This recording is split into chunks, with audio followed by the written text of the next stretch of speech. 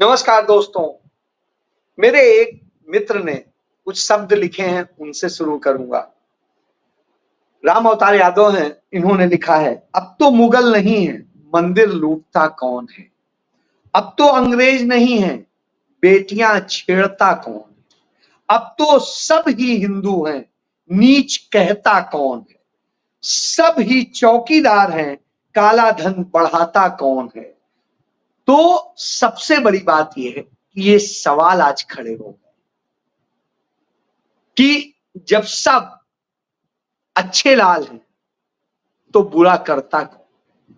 जी हां, बिल्कुल बुरा करने की बात।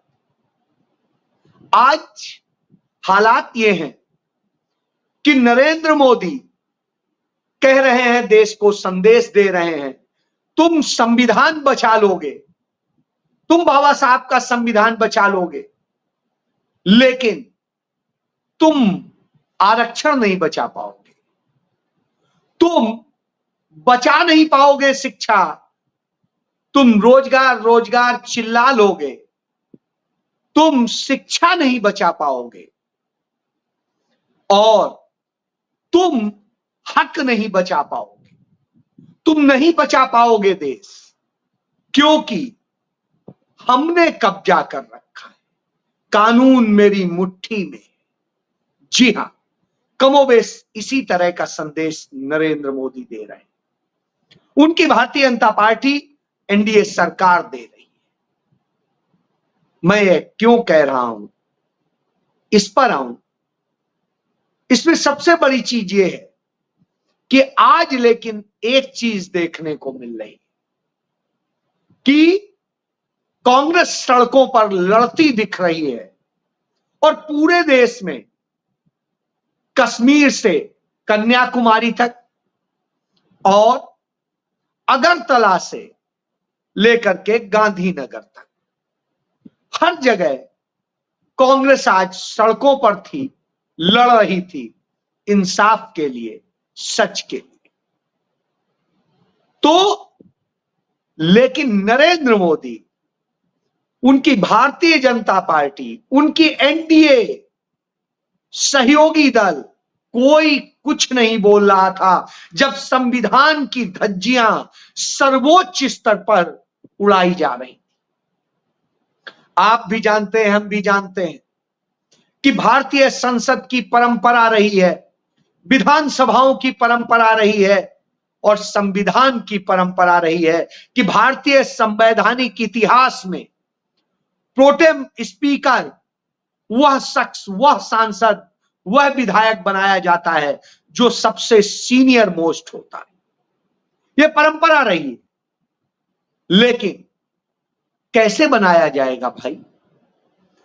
नरेंद्र मोदी की सरकार होगी, एनडीए की सरकार होगी, भले ही आदिवासी राष्ट्रपति हो, लेकिन वो अन्याय करेगा, वो बाबा साहब के संविधान से खिलवाड़ करेगा, वो छीनेगा हक दलितों के, आदिवासियों के, अल्पसंख्यकों के, पिछड़ों के और वंचित वर्ग के। जी हां, यही हुआ है कि एक दलित समुदाय से आने वाले सांसद हैं के सुरेश, जो देश में सबसे ज्यादा सीनियर सांसद है, 8 बार से लगातार सांसद है, लोकसभा सदस्य, और के सुरेश जो दलित समुदाय से आते हैं, केरल से सांसद हैं, कांग्रेस पार्टी के सांसद हैं, उनको प्रोटेम स्पीकर बनाने की बजाय भारतीय जनता पार्टी ने अपने सांसद, जो 7 बार के सांसद हैं, जो उड़ीसा के पूर्व मुख्यमंत्री के बेटे हैं, जो उच्च कुल में पैदा हुए हैं, वो भर्तृहरि को प्रोटेम स्पीकर बनाती हैं देश की राष्ट्रपति द्रौपदी मुर्मू, जो कहती है मैं आदिवासी हूं, उस वंचित दलित पिछड़े समुदाय से आती हूं, आदिवासी समुदाय से आती हूं, मैं बाबा साहब के संविधान के कारण यहां तक पहुंची हूं, वो उसकी धज्जियां उड़ाते हुए उसे बनाती। तो आप समझ लीजिए कि वो यह संदेश दे रही हैं कि भले ही तुमने संविधान बचा लिया, नहीं हम बदल पाए, लेकिन हम व्यवस्थाएं बदल देंगे, हम सिस्टम बदल देंगे, हम परंपराएं बदल देंगे और हम मनमानी करेंगे। जी हां, यही हुआ है, यही हो रहा है। देश की तमाम संस्थाओं में इसी तरीके से मनुवादियों को बैठाया गया है। तमाम पिछड़ों के पद खाली पड़े हुए हैं, तमाम दलितों के पद खाली पड़े हुए हैं, तमाम उन वर्ग के लोगों के पद खाली पड़े हुए हैं जिन्हें संवैधानिक संरक्षण दिया गया था, जिन्हें दिया गया था कि वो योग्य बने, पढ़ें, आगे बढ़ें और इस देश को न्याय दिलाए। आज उन्हीं के साथ अन्याय हो रहा है, लेकिन दुख होता है जब यह अन्याय होता है तब वो कुछ नहीं बोलते। इसका उदाहरण मौजूद है। जब छत्तीसगढ़ में हंसदेव जंगल काटा जा रहा था, तब आदिवासियों ने शोर मचाया, लड़ाई लड़ने की बात करी, और जब वोट देने की बारी आई तो उन जंगल काटने वालों को वोट दे आए। नर्मदा बचाओ के नाम पर तमाम अभियान चले, नर्मदा मैया, नर्मदा, ये तमाम ड्रामे किए गए। भारतीय जनता पार्टी के तमाम नेताओं ने परिक्रमा में हिस्सा लिया, लेकिन जब नर्मदा को खतरा है, नर्मदा को बचाने के लिए धार में मेधा पाटकर 6 दिनों से आमरण अनशन पर हैं, कोई पूछने वाला नहीं, क्योंकि वहां से सांसद चुना गया है भारतीय जनता पार्टी का। यानी उन्हीं आदिवासियों ने जो नर्मदा से जीते हैं, उन्होंने वोट उन्हें दिया।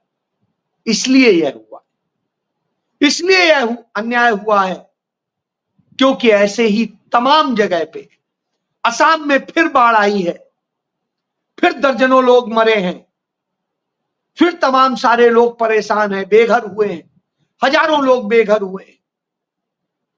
लेकिन फिर भी जब वो वोट देते हैं भाजपा को, तब फिर क्या कहेंगे। आपको याद होगा सिक्किम में कमोबेश इसी तरह हुआ था। बाढ़ आई थी, हालात बिगड़े थे, सब कुछ तबाह हुआ था, बावजूद इसके वो कहां खड़े थे। अरुणाचल की स्थिति देख लें, वही स्थिति तमाम जगह। लेकिन इसके बाद भी कांग्रेस इंसाफ दिलाने के लिए खड़ी हुई है, लड़ रही है। राहुल गांधी ने अपने जन्मदिन पर घोषणा की थी कि हम इस नाइंसाफी के खिलाफ लड़ेंगे। भारतीय जनता पार्टी ने कहा था, नरेंद्र मोदी ने कहा था, अपने घोषणा पत्र में कहा था, हर साल 2 करोड़ को रोजगार देंगे। 2014 में कहा था, 2019 का चुनाव हो गया, 2024 का चुनाव हो गया, मगर इसके बावजूद रोजगार की बात पूछी जाए तो इस 10 साल में 10 लाख लोगों को भी रोजगार नहीं दिया, 10 लाख नौकरियां भी नहीं दी। स्वाभाविक सी बात है, सवाल खड़े हो। लेकिन शिक्षा भी नहीं लेने देंगे, यह मॉडल अब उन्होंने डेवलप कर दिया है। क्योंकि आप बाबा साहब के संविधान के तहत आरक्षण तो तब मांगोगे जब पढ़े होगे, उस योग्य होगे, डॉक्टर होगे तब डॉक्टरी में नौकरी पाओगे, इंजीनियर होगे तब इंजीनियरिंग में पाओगे, नीट यूजीसी क्लियर करोगे तब कहीं जाकर के प्रोफेसर में पाओगे। हम वो होने नहीं देंगे, यह नरेंद्र मोदी का मंत्र है। तो उन्होंने पेपर लीक का धंधा चलाया हुआ। सिर्फ 10 दिन के भीतर हमने देखा कि 2 परीक्षाओं में धांधली हो गई, 2 परीक्षाओं में पेपर लीक हो गए और सब कुछ हो गया। एक नीट का पेपर, यूजी नीट का पेपर है, उसमें डॉक्टरी के लिए एग्जाम दिया गया था कि डॉक्टरी की परीक्षा पास करके उसकी पढ़ाई करनी, उसमें मेडिकल कॉलेजेस में एडमिशन के लिए था। और उसमें जिस तरह धांधली हुई पूरे देश के सामने, 67 बच्चे 720 में 720 पा जाते हैं, कोई 717 पाता है, कोई 718 पा जाता है, जबकि 4 नंबर का क्वेश्चन है, पा ही नहीं सकता है। तो इस तरह की स्थिति है। और जब यह कापी जांची जा रही हो, इस तरह से खेल हो रहा हो, तो उस खेल को समझा जा सकता है। इस तरह के खेल और भी हैं, एक नहीं। इन्हीं में से एक खेल जो है यूजीसी नेट में आया, उसका भी पेपर लीक हुआ। टेलीग्राम के जरिए लोगों को 5-5 हजार 6-6 हजार रुपए में पेपर बेचा गया। 10 लाख स्टूडेंट इसमें थे, 24 लाख स्टूडेंट्स उसमें थे, यानी 34 लाख 10 दिनों में एक झटके में अयोग्य कर दिए गए। और जो असली योग्य थे वो पीछे चले गए। इस तरह की दशा हो तो आप समझ सकते हैं। तो यह मॉडल नरेंद्र मोदी ने विकसित किया है। और जब यह मॉडल विकसित किया हो तो निश्चित रूप से सवाल, नरेंद्र मोदी क्या कर रहे हैं? वो योग कर रहे हैं। और योग क्या कर रहे हैं? सेल्फी ले रहे हैं महिलाओं के साथ। कहा? कश्मीर में। मैं कश्मीर की कली हूं, मुझसे ना रूठो बाबूजी वाली स्टाइल में। वहां पर वो यह लेते हैं और उस सेल्फी में व्यस्त हैं। कभी वो मेलोडी के साथ करते, टीम का हिस्सा बनते घूमते हैं, कभी यहां पर होते हैं। तो रोज नित नए ड्रामे हैं, कभी योग कभी भोग, कौन कौन से खेल है। लेकिन उनके मंत्रीगण भी झूठ बोलते हैं। जब वो झूठ बोलते हैं और इस तरह करते हैं, उनके शिक्षा मंत्री जब दिल्ली विश्वविद्यालय में योग का ड्रामा करने जा रहे थे तो दिल्ली विश्वविद्यालय के छात्रों ने उन्हें औकात बता दी। उन्होंने अंदर नहीं घुसने दिया और कह दिया कि ऐसे व्यक्ति की जहां जरूरत नहीं। आगे वो बच्चे भी जानते हैं, बड़ा झेलेंगे, परेशानियां आएंगी, लेकिन उन्होंने कम से कम एक संघर्ष का बिगुल बजाया। मैं सलाम करता हूं उन बच्चों को, क्योंकि वो कम से कम उन लोगों की तरह कायर नहीं है जो तमाम अन्याय होने के बाद भी जाते हैं, वोट दे आते हैं। मैं उन हिमाचलियों की तरह से उन्हें कायर नहीं मानता हूं, जिस हिमाचल को मरता हुआ बिलखता हुआ छोड़ दिया था नरेंद्र मोदी ने, फिर भी लोग जाके वोट दे आते हैं, 4 की 4 सीटें जिता देते। निश्चित रूप से शर्म आती है ऐसे लोगों कि कहते कुछ है करते कुछ है। आज ही मैं देख रहा था, बड़ा वंदे भारत करके लोग फोटो डालते हैं, सेल्फी डालते हैं, वीडियो डालते हैं। आज वंदे भारत ट्रेन में एक में स्थिति थी कि एसी भी नहीं चल रहा था, पानी भी नहीं मिल रहा था, खाना में कीड़े निकल रहे थे और सब कुछ हो रहा था। शोर मचा रहे हैं, वीडियो डाल रहे हैं, सब कुछ। कौन पूछने वाला? लेकिन वोट वहां दे के आते हैं। एक प्लेन जा रहा था पटना बिहार, और उस प्लेन में एसी बंद हो जाता है, तमाम लोग बेहोश हो जाते हैं, तमाम किसी कागज से किसी उससे अपने आप को झल्लते हैं। तो यह स्थिति है। लेकिन वोट कहां दे आते हैं? वहीं। तो खुद अपनी फांसी की ताबीर जब खुद लिख रहे हो तो फिर क्या कहा जाएगा? तो आप समझिए, ऐसे लोग हो तो क्या कर। तो यह चल रहा हो, लेकिन वहीं दूसरी तरफ राहुल गांधी ने अपने वायदे के मुताबिक उस लड़ाई को आगे बढ़ाया है, युवाओं की लड़ाई को आगे बढ़ाया है उस इंसाफ की लड़ाई, कि भले ही तुम अपनी कानून अपनी मुट्ठी में कर लो, संविधान को तुम्हें हमने खत्म नहीं करने दिया, अब हम लड़ेंगे नाइंसाफी के खिलाफ। चाहे श्रीनगर हो जहां नरेंद्र मोदी योग भोग कर रहे थे, और चाहे उत्तर प्रदेश हो, लखनऊ हो, चाहे दिल्ली हो, चाहे मध्य प्रदेश भोपाल हो, चाहे छत्तीसगढ़ में रायपुर हो, चाहे गांधीनगर हो गुजरात में, चाहे मुंबई हो, चाहे कर्नाटक में बेंगलोर हो, चाहे तमिलनाडु में मद्रास हो, अब चेन्नई है, और चाहे नागालैंड हो, चाहे त्रिपुरा हो, चाहे अरुणाचल प्रदेश हो जहां पर कांग्रेस को कोई साथ नहीं मिला, पूरी पूरी पार्टी भाजपा में चली गई। और चाहे असम हो, चाहे कोलकाता हो, चाहे पटना हो, हर जगह कांग्रेस आज सड़क पर थी, लड़ रही थी उस नाइंसाफी के खिलाफ कि इन बच्चों का भविष्य आपने बर्बाद किया है, इन बच्चों के भविष्य से खिलवाड़ नहीं होना चाहिए, इनको न्याय मिलना चाहिए। न्याय की लड़ाई लड़ेंगे और वो लड़ाई यहां भी लड़ेंगे, अदालत में भी लड़ेंगे और संसद में भी लड़ेंगे। इसका संदेश आज कांग्रेस दे रही। कांग्रेस के तमाम पूर्व मुख्यमंत्री, मौजूदा जितने अध्यक्ष हैं, पदाधिकारी हैं, वो सब सड़क पर थे, सांसद सड़क पे थे, यूथ कांग्रेस सड़क पर थी, एनएसयूआई सड़क पर थी और वो लड़ रहे थे। महिला कांग्रेस सड़क पर थी, लड़ते हुए वो ये कह रहे थे कि इस अन्याय को बर्दाश्त नहीं करेंगे, इसकी लड़ाई लड़ेंगे, आखिरी दम तक लड़ेंगे। सबको बताएंगे कि पिछले 7 साल में भारतीय जनता पार्टी की डबल इंजन की सरकारों ने, एनडीए की सरकारों ने 70 पेपर लीक किए हैं। 7 सालों में 70 पेपर लीक किए, इस देश के करोड़ों युवाओं का भविष्य बर्बाद किया, करोड़ों युवाओं के भविष्य से खेले।